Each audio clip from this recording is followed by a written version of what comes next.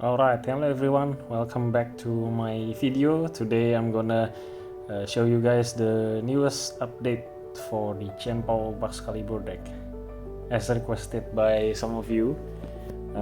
Actually the only change is just one card. The second vessel is changed to an air balloon now. This is similar to the Azul Garcia Griego list, and I still feel like this list is the best one out there. Alright, we'll go straight up to the gameplay, and as you can see, a very nice Chien-Pao coin, but our opponent won the coin flip, and let's see what will we... Okay, so he or she decided to go first, which is some advantage for us, I guess, because we wanna go second in this format. So unlike the previous format where we still play mainly with rare candy, we use TM evolution for this meta to evolve our freaky backs straight into artifacts in our first turn, going second, and also Faroom to Refaroom. So we start with a pretty good hand, although I will not say ideal, because if we choose to evolve to 2 artifacts, then our hand will be dead. And if we choose to evolve to 1 artifacts and 1 Refaroom, if possible, then if our opponent evolves into Charizard and somehow has a boss's order in his hand, then we will be down for at the very least 2 prizes before we can start taking a prize again, because we need to evolve to Frigibacks from Frigibacks into Baxcalibur in order to attack and take prizes with this deck. Or else, if we do manual attachments, it will be really bad and will take a very long time. So as you can see, my hand is not that ideal, so I was debating. Actually, there's no thing to debate. I was pretty much just, making sure of my decision whether it is sound or not, because it's very dead. The hand is very dead, and we need to evolve into Refaroom in order to have a fighting chance. Although, even though our opponent's starting turn was not as good as he or she probably hoped, but still, ours is not that much better, especially since he or she has so much cards in his hand or her hand. It would be Rare Candy, Charizard, and Boss's Order. Okay, well, our opponent still does nothing. I think I'll just say it here that the only thing I think that can be changed in this deck is the Iron Bundle into the Counter Catcher. Each has its own benefit, but I prefer Iron Bundle here because of its recyclability and its attack, actually, that can help in a lot of matchups. Alright, our opponent seems to choose to attack with Bedu, and here we see he or she puts down a Jamming Tower, probably preventing another MJFO. But here, see, if we don't evolve into Refaroom, we're pretty much dead. Okay, going into 2 hearts. There we go. A bit alive, but since Bedu is active, its effect is active, we cannot do much. So I thought about grabbing the balloon actually, but it seems like I'll just grab Catcher and Evolution, TM Evolution. maybe to discard later, I don't know, since the balloon is not active as well right now. But actually, if you want, you can just grab the balloon and preemptively attach. But I think since I haven't evolved into Baxcalibur 2 yet, it's better to preemptively prepare an TM evo just in case we get a stadium bump or anything. Or even not, if our opponent breaks the lock, we can still use it as a discard fodder for Ultra Ball or Superior Energy Retrieval. And here, let's see our opponent.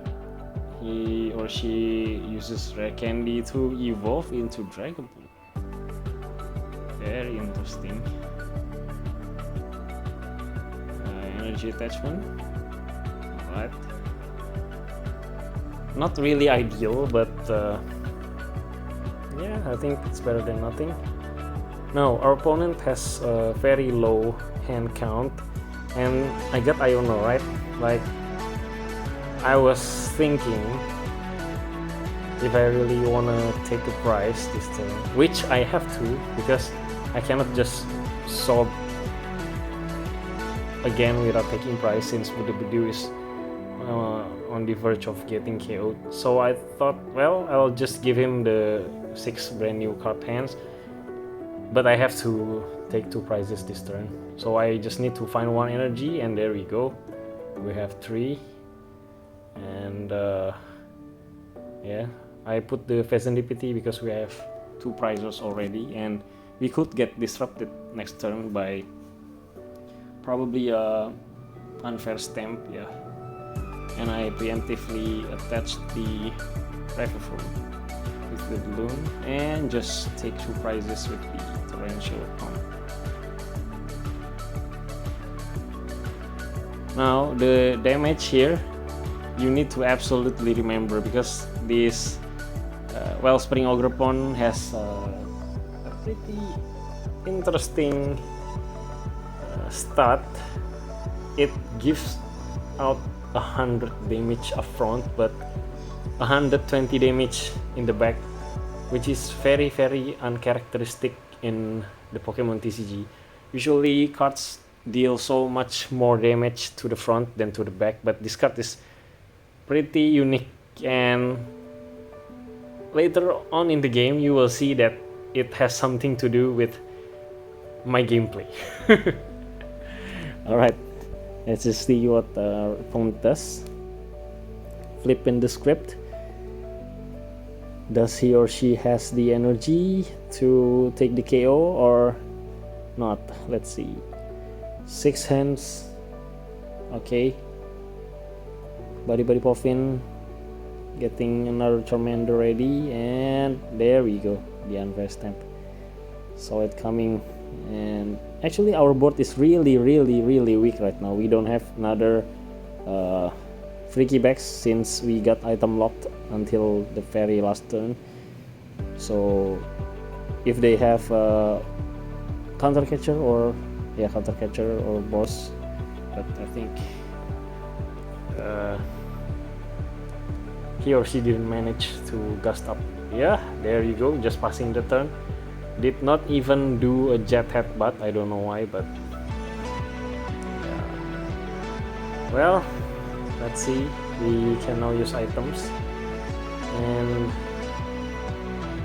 actually here you can just not put the Fearoom to not bench lock yourself, but at that point I really think that I could probably swap another support Pokemon. I haven't got much energy in the trash yet to knock out the Dragon Bolt, so I didn't think it would be possible to. So well, we've got boss's order, or even if not, we could just Arvin into a time catcher and swap things out until we are ready.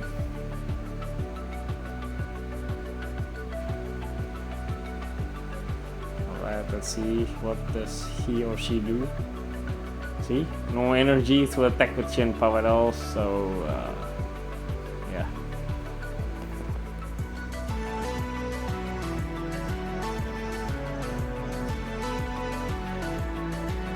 the next ball, if I remember correctly, it's Monkey Dory, and then an attachment into the Monkey Dory to remove the damage. Actually, I really think that it's not the priority. Like, it doesn't do much, the 2020 damage. I mean, unless I really stack it up until 100-ish damage, and then I can take 100 or 120 damage depending on who is up front, and I can take the torrential pump 3 price, but I don't really need 3 price right now. I just need to go 2-2-2, and so I think that was an unnecessary attachment from my opponent. And here we just go grab the Ultra Ball first, and then discard some things from our hand in order to draw with the Revolver. There I chose the Baxcalibur to use the Rare Candy with into the damaged Frigibax to save it from further harm, and then I think I'll just draw after this, after using the rod. Oh no, I saved the rod. Okay, alright, okay, I have another Ultra Ball, and I think at this point I will use it to grab another Revolver and then use the rod to return key cards. Okay, I was debating whether to discard that or Iron Hands, because Iron Bundle can be useful sometimes, but I think I'll keep the Iron Hands just in case, you know, grabbing 2 easy prizes from small Pokemons is always nice. Okay, I'll just swap another turn. The MVP of this match, the Wellspring Ogre Pond, it allowed me so many free turns to prepare myself. And after this you will see a silly mistake, I think. Okay, I'll just narrate it when it comes. Okay, right here he uses Rare Candy to evolve the Charmander into Charizard and then accelerate 3 energies. But I think he or she accelerated them wrongly. I mean, you can just use Pheasant DPT to snipe something while being swapped, you know. I mean, if he or she sniped my Arctibax, I would have to set up another Frigibax in order not to be KO'd, or probably set up Regigigas in order to save my Baxcalibur. But yeah, I don't know. See, he or she will just do another Adrenal Brain and then pass the turn, which is pretty weak, but there you go. If I didn't get that Night Stretcher, I would have also passed the turn. It's pretty risky, but well, yeah. There I used the rod. I have no other recovery card remaining there, so I needed to do things carefully. Now, right here, I could have just straight up retreated with my only energy, but I feel like I drew enough cards to be able to afford to gamble away the energy, so yeah, it paid off, but not really recommended. I mean, since I needed to take 2-2-2, you know, I didn't really wanna just stop and you know, yeah, I think I just wanted to risk it up a bit, but well, it paid off because I still had so many energies in my deck, so I think it was worth it. So right here, like, I realized that I could take 2 prizes in Drippy and Monkey Dory, and at first I thought, hey, if I boss up the Drippy and he or she evolves into Draglock, then the soap effect will wear off. So I didn't really want to do that, so I bossed up Monkey Dory instead, which was a mistake, because I didn't remember exactly how much the Ogre Pond did to the front, the damage, you know. I didn't remember which one was 120, which one was 100. They were both around the range, so I didn't really think about it much, but it has to be thought of and very, very meticulously remembered, because it really changed the pace of the game. See, I could have just taken 2 prizes if I remembered the exact numbers, but well, the risk of Drippy being evolved into Draglock was pretty real too, so I guess it was pretty hard situation. But well, I still use this gameplay, although I could just do another gameplay tutorial video just to show you guys that this deck is actually really good when it works, because even after blundering, I still was able to win. I was still able to force him or her to take a single prize after this with something that I'll show you later on.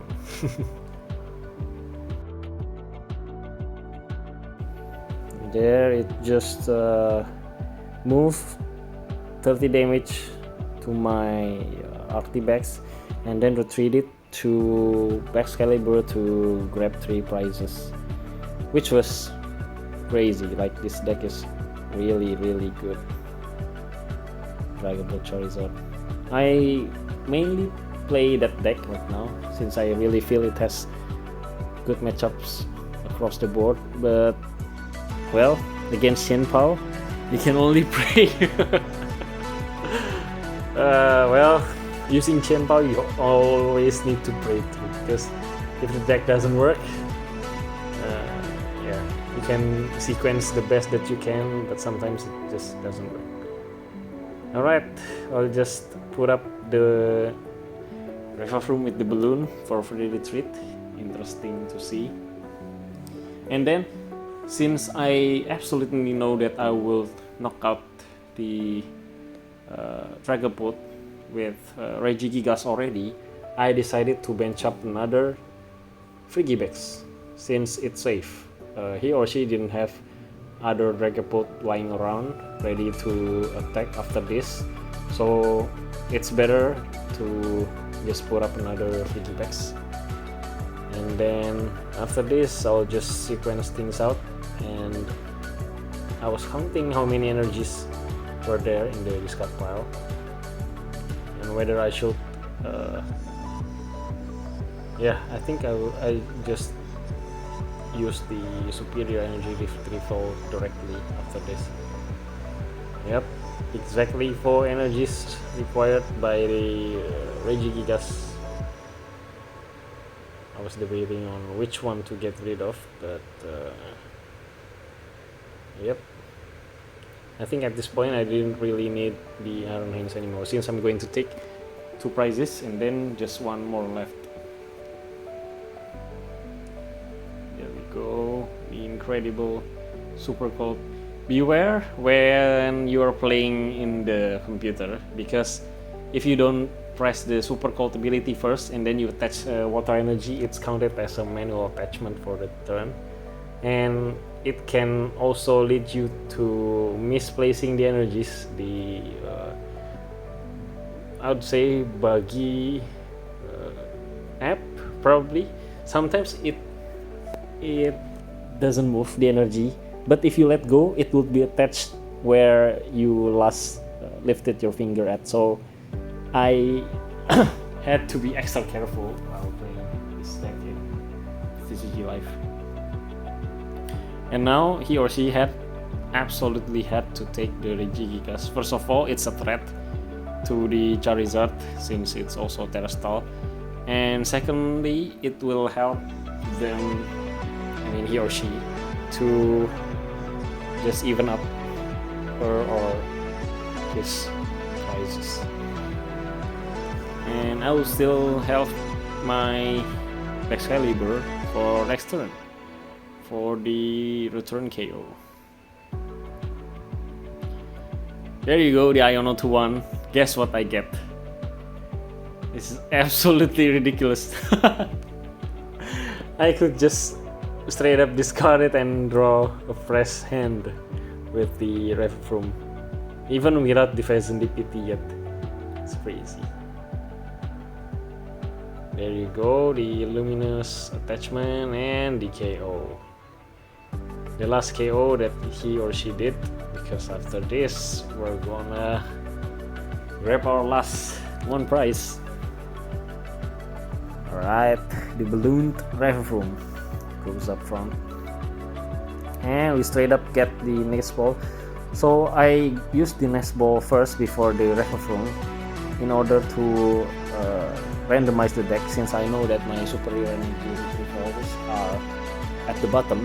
It got Iono, and there we go, we got it. And right now I just wanted to grab the rest of the two energies and just attach the energies first before I go grab the rest with the superior energy retrieval from the trash. And then I'll just draw with Revfroom. Actually I managed to draw the whole deck and attacked with the full power.